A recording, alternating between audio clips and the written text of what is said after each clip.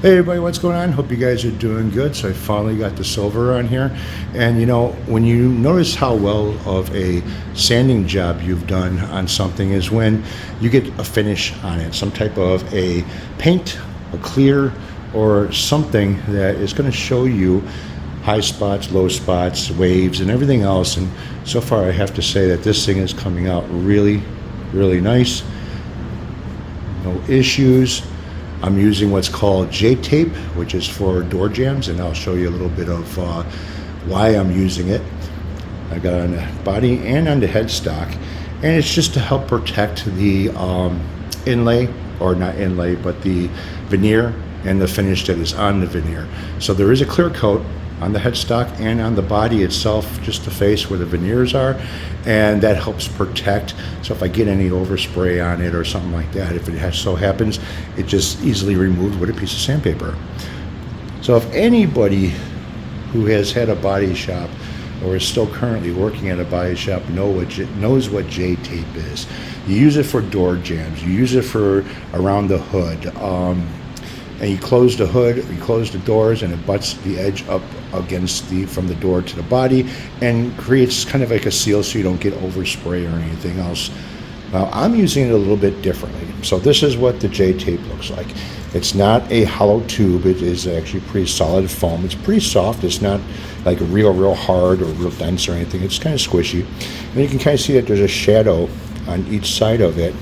And with that shadow I'm using as my advantage. So if you spray paint head on this, it's also going to create a fade on each side. So when you remove the tape, you'll see that there's a fade and not a solid line. And that's what I'm looking for as far as being on the body of this guitar, is a fade and not a solid line.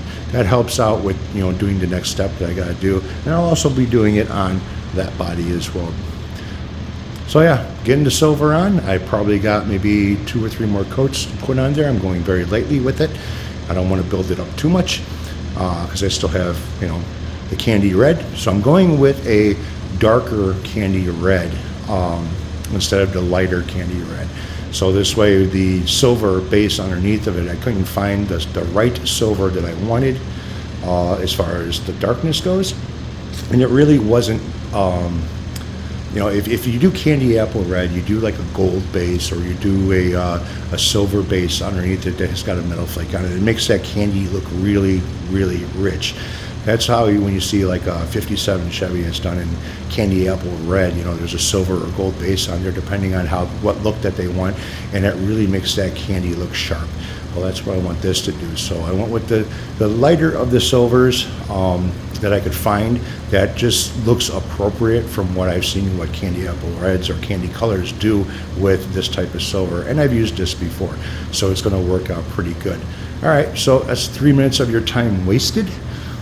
And yeah, so this is looking pretty good. It's coming along, and be looking forward to putting the candy on it next.